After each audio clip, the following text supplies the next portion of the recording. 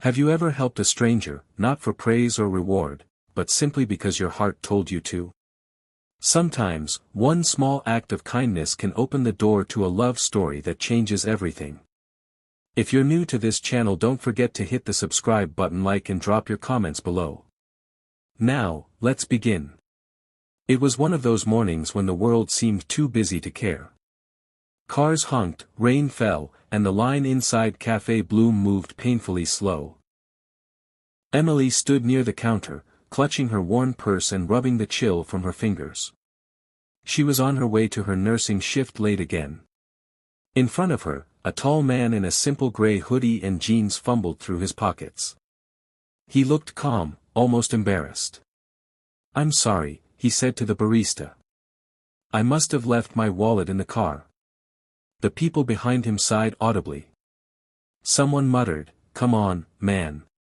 Before the awkwardness could stretch any further, Emily stepped forward. "Don't worry about it," she said softly, sliding a few bills across the counter. "Add his to mine." The man turned, startled. "Oh, no, I can't." "It's just coffee," she said, smiling. "Consider it a good day." The barista shrugged and rang it up. The man nodded gratefully. "Thank you," he said quietly. "I'll pay you back." Emily shook her head. "You don't owe me anything." He smiled, small but sincere, and stepped aside with his cup. As Emily waited for hers, she felt his gaze on her again. Their eyes met, and for a brief, unspoken second, something passed between them, not flirtation, not tension, just connection. She smiled again and walked out into the drizzle, unaware that she'd just changed someone's morning and perhaps, his life. The next morning, Emily returned to Café Bloom exhausted from her night shift but craving caffeine and quiet. And there he was. Same seat, same corner by the window, same black coffee. Only this time, he looked up and smiled when she walked in. She hesitated, then waved lightly before joining the line. When she sat down with her drink, he stood and approached her table. "Mind if I join you?" he asked. She looked up at him, hair still slightly damp from the rain, hands tucked in his pockets. There was a quiet gentleness about him that didn't fit the world outside. "Sure," she said. "As long as you're not planning to forget your wallet again." He chuckled, taking a seat. "I brought cash this time, just in case my coffee angel showed up." Emily smiled. "Coffee angel? That's a first." He extended his hand. "Nathan." She shook it. "Emily." "Emily," he repeated, as if testing the sound. "Thank you, again. For that morning. You didn't have to." "I know," she said. "But sometimes the world needs a reminder that kindness still exists." Nathan nodded thoughtfully. "You give people that reminder often?" "Every day," she said. "It's part of my job. I'm a nurse." "That explains it." "Explains what?" "The way you looked at me that morning, like I wasn't a problem to fix, just a person having a moment." Emily's eyes softened. "Everyone has moments, Nathan." For the first time in months, he laughed quietly, honestly. Days turned into weeks. Every morning, at the same table by the window, Nathan waited and Emily always showed up, sometimes tired, sometimes late, but always with that same smile that made the cafe feel brighter. They talked about everything and nothing. She told him about her patients, the elderly man who refused his meds but loved her stories, the little girl who drew her pictures after every appointment. Nathan listened, genuinely, his eyes filled with quiet admiration. He told her he worked in business consulting, but avoided details. Emily didn't pry. She liked that he wasn't showing off. One morning, rain poured harder than usual. Nathan arrived drenched, his hoodie dripping water onto the floor. "You're soaked," Emily exclaimed, handing him a napkin. He laughed. "My car broke down 2 blocks away. I walked." She frowned. "You should have stayed home." He shrugged, smiling softly. I didn't want to miss my coffee. Emily raised a brow. Or me. He looked up, their eyes locked, and that simple silence said more than words could. Maybe both, he said finally. Emily's heart skipped. For a moment, neither of them spoke. The cafe noise faded into a hush. She didn't know why this stranger made her feel so safe or why she wanted to know everything about him. But what she didn't know was that Nathan Cole wasn't the man he seemed. He wasn't struggling. He wasn't ordinary.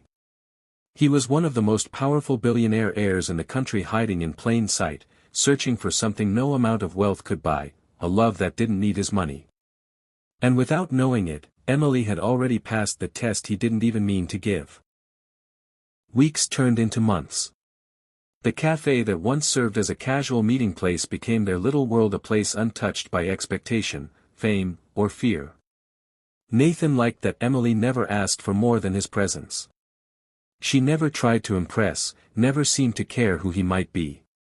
And yet, she had no idea that every night, after walking her to her bus stop, he went home not to a tiny apartment, but to a sprawling penthouse overlooking the city, a place filled with everything except peace. Because Nathan Cole wasn't just rich. He was known. The heir to Cole Enterprises, a global investment empire run by his father, Richard Cole, a man who believed emotions were liabilities. Nathan had walked away from that world months ago, tired of boardroom politics and empty relationships. He wanted something real, someone who saw him as human, not a bank account. And he had found that in Emily.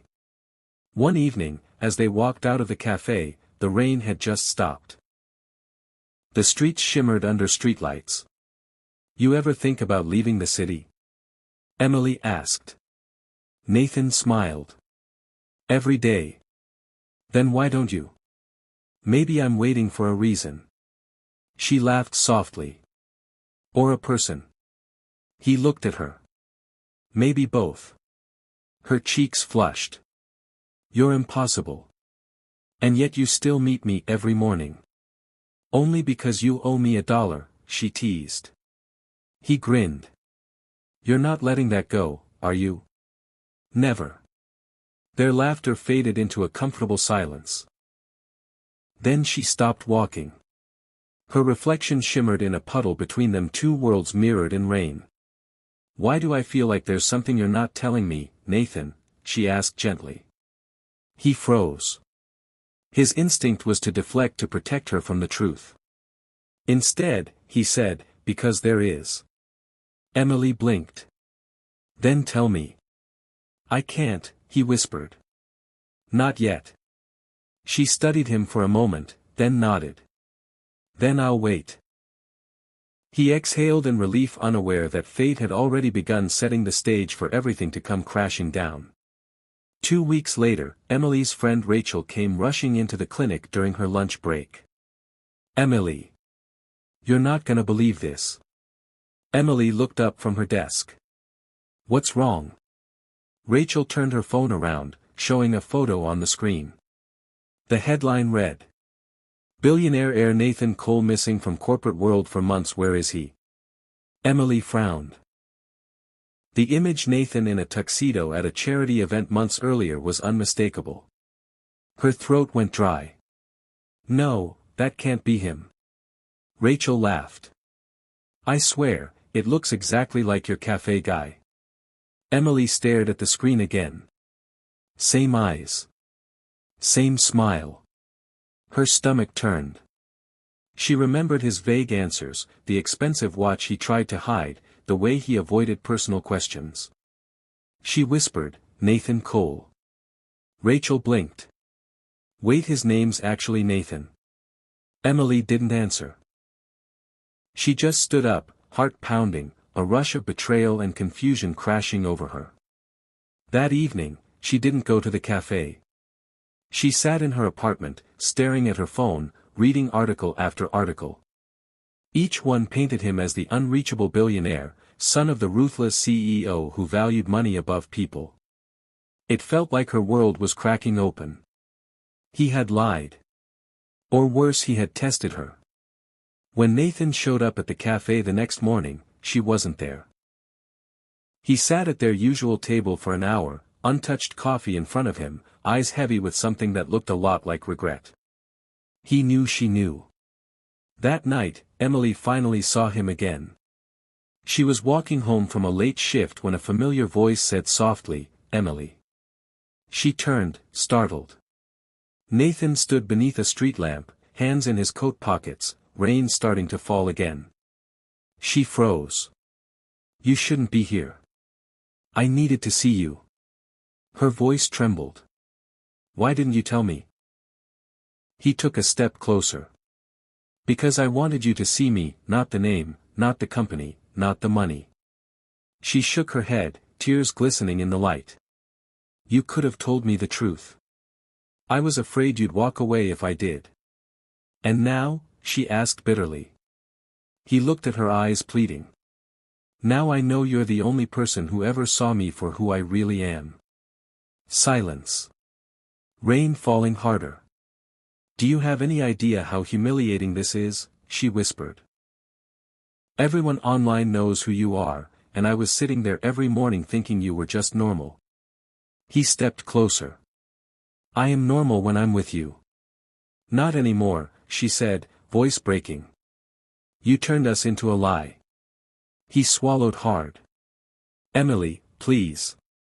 She shook her head, stepping back. "I don't care about your money, Nathan. But I can't love a man who doesn't trust me." The sound of thunder filled the silence between them. Then she turned and walked away, rain pouring, tears hidden beneath the storm. Nathan stood there, watching the only real thing in his world disappear into the dark. Would you forgive someone who hid their identity to test your love? Comment below. Do secrets destroy love, or reveal who truly cares? Broken heart. Days passed. Then weeks. The cafe that once held laughter and warmth became a place of ghosts. Nathan stopped showing up. Emily stopped walking that route entirely. But she couldn't escape him. Not really. Every time she passed a billboard for coal enterprises, every news segment featuring his father's empire, her heart twisted. She had loved a man who hid behind simplicity, not out of cruelty, but out of fear. And though she understood it now, the wound of betrayal still stung. One night, after another long shift, she found herself standing in front of Café Bloom again. The lights were dim, the windows fogged, just like the morning she first met him. She closed her eyes and whispered, "You didn't have to be anyone else for me, Nathan." Inside, an old barista recognized her. "Hey, you used to come here with that quiet guy, right?" Emily smiled faintly. "Yeah.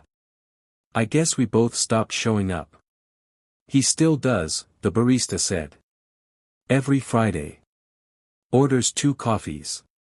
Leaves one on the table." Her chest tightened. "Every Friday?" He nodded. "Same seat by the window." She didn't go in that night. But her heart did. A month later, Emily received an unexpected letter in the mail. Elegant handwriting. No return address. Inside was a simple note. "Emily. I never meant to hurt you. I wanted to know what love felt like when it wasn't bought or begged for. You taught me that even when I didn't deserve it. There's a charity gala next week for the hospital where you work. My company is sponsoring it. I'll be there not as the billionaire you read about, but as the man who still owes you $1. Nathan." Emily sat in silence, heart pounding. She told herself not to go. But something deep inside, something stubborn and unfinished, told her she had to. The gala was dazzling. Lights, gowns, laughter, money everywhere. Emily felt small walking into that glittering hall. But then she saw him. Nathan stood near the stage, in a black tuxedo, hair neatly combed, looking more like the man in the newspapers than the one she'd shared rainy mornings with. When his eyes found hers, the crowd faded away. He crossed the room slowly, every step deliberate. You came, he said softly. I almost didn't. I know. I'm still angry, she said. I know that too. He smiled faintly. But I'm glad you're here anyway. They stood there, two people surrounded by 1,000 others, but completely alone in that moment. I don't know how to fit into your world, she admitted. Then we'll make our own, he said. The same way we did in that café. Her eyes filled with tears. You lied to me, Nathan. I did, he said quietly. And I've regretted it every day since. But if you give me one more chance, I'll spend the rest of my life proving that the man you met, not the billionaire, is who I really am. It started to rain outside again. The sound of it against the glass reminded them both of the morning everything began. Nathan reached into his pocket and pulled out a crumpled dollar bill. What's this? Emily asked, confused. He smiled gently. The debt I never got to repay. She laughed softly through her tears. You remembered? I remember everything, he said. Especially you. And in that quiet, surrounded by music, wealth, and whispers, Emily realized something she had always known but forgotten. Real love wasn't grand or loud or perfect. It was a cup of coffee on a rainy morning. It was kindness without expectation. It was forgiveness when pride said otherwise. Nathan took her hand. Coffee tomorrow? She smiled through tears. Only if you're buying this time. Always, he said. Café Bloom. Same corner table. 2 cups of coffee. Nathan and Emily sat side by side, fingers intertwined, laughter mixing with the scent of rain and roasted beans. On the wall behind them, the café had hung a framed dollar bill with a handwritten note beneath it. It all began with kindness. Asterisk. And for them, it truly did. Would you give someone a second chance if you knew their intentions were pure? Tell me in the comments, do you believe real love starts with honesty, or forgiveness?